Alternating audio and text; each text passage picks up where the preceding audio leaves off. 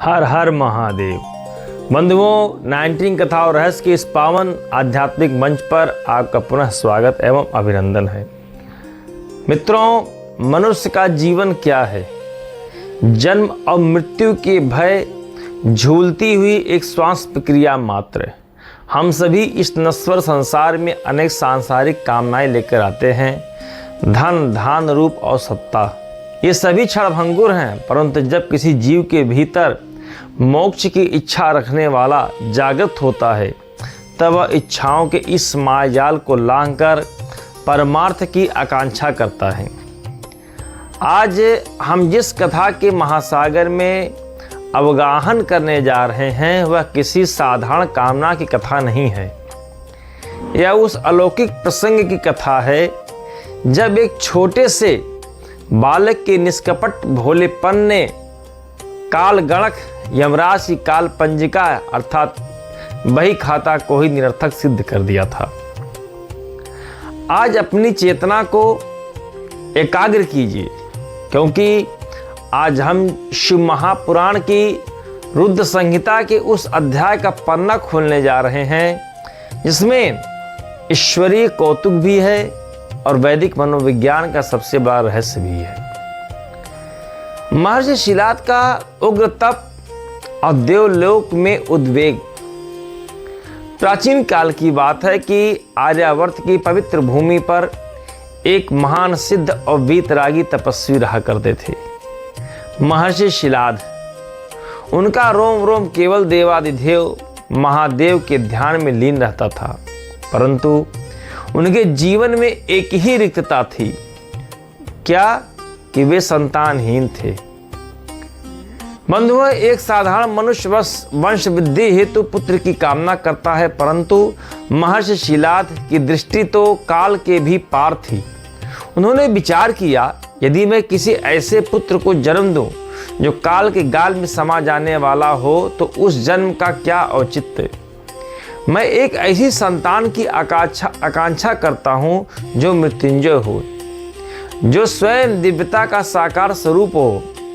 इस अकल्पनीय और अलौकिक आकांक्षा के साथ महर्षि शिलाद ने एक ऐसा घोर और उग्र तप आरंभ किया जिसने तीनों लोकों को कंपायमान कर दिया।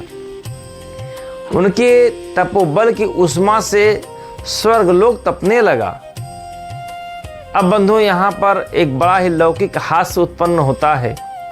जब भी कोई तपस्वी पृथ्वी पर अपना तप आरंभ करता है तो सर्वाधिक घबराहट किसे होती है? आपको भी पता है, देवराज इंद्र को। इंद्र का सिंहासन डोलने लगा।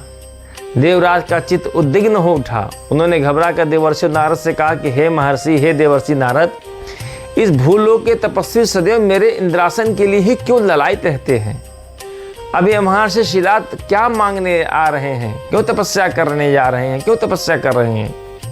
नारद जी ने बीड़ा की झंकार करते हुए मुस्कुरा के उत्तर दिया, नारायण नारायण।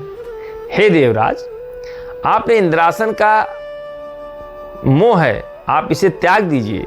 महर्षि शिलाद स्वर्ग का यह नश्वर सिंहासन नहीं मांग रहे हैं, वे तो साक्षात कालों के काल महाकाल से एक ऐसी संतान मांग रहे हैं जो स्वयं पर किसी का अधिकार ही ना हो। यह उद्घोष सुनते ही देवलोक में सन्नाटा छा गया। देवता विचार करने लगे, यदि ऐसा मृत्युंजय बालक पृथ्वी पर आ गया तो फिर मृत्यु के देवता यमराज का क्या होगा। महर्षि शिलाद की इस उग्र तप से प्रसन्न होकर करुणा वरुणालय भगवान आशुतोष प्रकट हुए। उन्होंने शिलाद से कहा कि हे मुनि श्रेष्ठ, सृष्टि का अटल विधान है कि जो जन्मा है उसकी मृत्यु निश्चित है, परंतु तुम्हारी इस अगाध निष्ठा ने मुझे विवश कर दिया है। मैं स्वयं अपने एक अंश के रूप में तुम्हारे यहाँ पुत्र के रूप में अवतरित होऊंगा। और फिर महर्षि शिलाद द्वारा आयोजित यज्ञ की पवित्र अग्नि से एक अत्यंत दिव्य, ओजस्वी और तेजोमय बालक का प्रकाट्य हुआ। उस बालक के मुखमंडल पर साक्षात शिव का तेज विराजमान था। महर्षि ने उस बालक का नाम रखा नंदी। नंदी अर्थात शाश्वत आनंद। परंतु समय का चक्र बड़ा विचित्र है। एक दिन महर्षि शिलाद के आश्रम में त्रिकालदर्शी ऋषि पधारे। उन्होंने बालक नंदी को देखकर भविष्यवाणी की कि हे शिलाद, तुम्हारा यह पुत्र अत्यंत कुशाग्र और शिव का अंश है, परंतु यह अल्पायु है। काल शीघ्र इसे अपने पाश में ले लेगा। यह श्रवण कर महर्षि शिलाद शोक में निमग्न हो गए और विलाप करने लगे। परंतु वह छोटा सा बालक नंदी अत्यंत निर्विकार भाव से आश्रम में कंदमूल फल खा रहा था। नंदी ने बड़ी ही मासूमियत और निष्कपट भाव से ऋषियों से पूछा कि हे महात्मागण, यह मृत्यु क्या होती है? क्या यह वन का कोई मायावी राक्षस है या कोई भयंकर अस्त्र है? आप मेरे पिता को व्यर्थ ही भयभीत कर रहे हैं। मैं भी वन में जाकर उस मृत्यु का ही निवारण किए देता हूं। यह कहकर 7 वर्ष का वह शिव अंश वन में चला गया और ओम नमः शिवाय के महामंत्र का अखंड जाप आरंभ कर दिया। अब बंधुओं, इधर बालक नंदी का जाप आरंभ हुआ और उधर यमलोक में यमराज के माथे पर पसीने की बूंदें छलक आईं। यमराज ने घबराहट में अपने कर्म लेखक चित्रगुप्त को बुलाया। हे चित्रगुप्त, अपनी काल पंजिका बही खाता खोलकर देखो, इस बालक नंदी की पूर्ण आयु होने वाली है क्या, और क्या यमदूतों को भेजा जाए?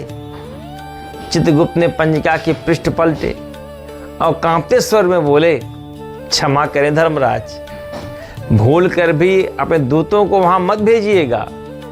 वह कोई सामान्य बालक नहीं, साक्षात रुद्रांश है। यदि हमारे यमदूतों ने उस पर यम पाश डालने के दुस्साहस किया तो वह बालक उन्हें ही खिलौना समझकर घुमा देगा, उनको ही भस्म कर देगा। और यदि कहीं महाकाल का तीसरा नेत्र खुल गया तो मृत्यु के देवता का भी अस्तित्व भस्म हो जाएगा। यमराज ने अपना दंड नीचे रखते हुए एक गहरी श्वास लिए बोले, उचित कहा चित्रगुप्त, इस काल पंजिका को अभी हम लोग बंद कर देते हैं। अब जो होगा वो महादेव जी ही देखेंगे। बालक नंदी के उस अखंड और प्रचंड तप से प्रसन्न होकर अंततः भगवान उमापति शिव और माता जगदम्बा पार्वती को प्रकट होना पड़ा। महादेव अकेले नहीं थे, उनके साथ उनके शिवगण, भृंगी, भूत, पिशाच इत्यादि सभी लोग वहां उपस्थित थे।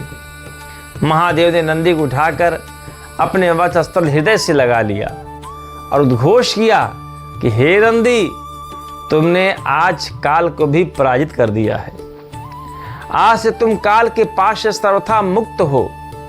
मैं तुम्हें अपने समस्त गणों का अधिपति गणाध्यक्ष नियुक्त करता हूँ। यह सुनते ही नंदी ने साष्टांग दंडवत प्रणाम किया। परंतु जब नंदी की दृष्टि महादेव के पीछे खड़े उन शिवगणों, भृंगी आदि पर पड़ी तो बालक का स्वाभाविक भोलापन जाग उठा।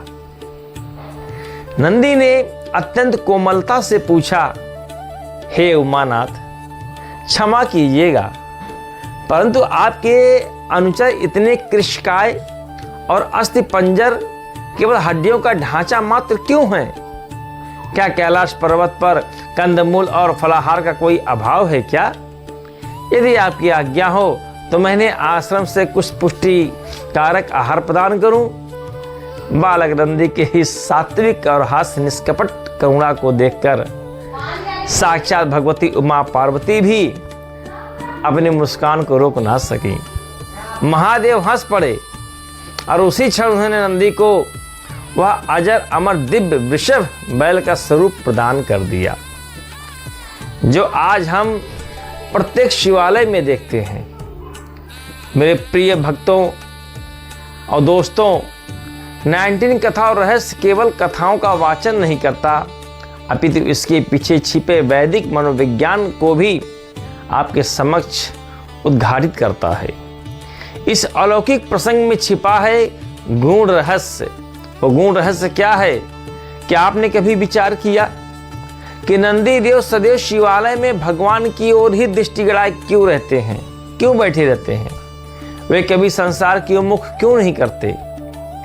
नंदी केवल एक वाहन नहीं है, नंदी जीवात्मा के उस स्वरूप का प्रतीक है जिसने संसार की नश्वरता, मोह और काम क्रोध से अपनी दृष्टि हटा ली है। जब मनुष्य जीव संसार की चंचलता से अपना पीठ फेर लेता है और अपनी एकाग्र दृष्टि केवल अपने इष्ट परमात्मा के अर्थात शिवलिंग पर स्थिर कर देता है, तब यमराज का भी कोई भय, कोई काल, कोई भी प्रहार उस जीव का अहित नहीं कर सकता। जब हमारी आकांक्षाएं भौतिक होती हैं तब मृत्यु हमें डराती है, परंतु जब हमारी आकांक्षाएं उस परम शिव तत्व को पाने की हो जाती हैं तब हमारे भीतर का भय सर्वथा नष्ट हो जाता है और हम स्वयं नंदी शाश्वत आनंद के स्वरूप बन जाते हैं। बंधुओं, यदि नंदी की इस सात्विक और अलौकिक भक्ति ने आज आपके हृदय में किसी भी भय को दूर किया है और आपके मुख पर एक शांतिपूर्ण मुस्कान ला दी है, तो इस वैदिक ज्ञान को अपने तक सीमित ना रखें। इसे अपने इष्ट मित्रों, परिजनों और समाज के साथ साथ अवश्य साझा करें। आज कमेंट बॉक्स में पूर्ण श्रद्धा और ऊर्जा के साथ हर हर महादेव, जय श्री राम और ऐसे ही ईश्वरीय कौतुक दुर्लभ पौराणिक कथाओं और वैदिक रहस्यों की गहराई में उतरने के लिए आपको अपने चैनल 19 कथा और रहस्य को अभी सब्सक्राइब करें, बेल आइकन दबाएं, लोगों को शेयर करें और आप सभी के भीतर विराजमान उस परम शिव तत्व को राम प्रवीणाचार्य का कोटि कोटि प्रणाम। इसी के साथ अपनी वाणी को ही विराम देते हैं। जय श्रीमन नारायण।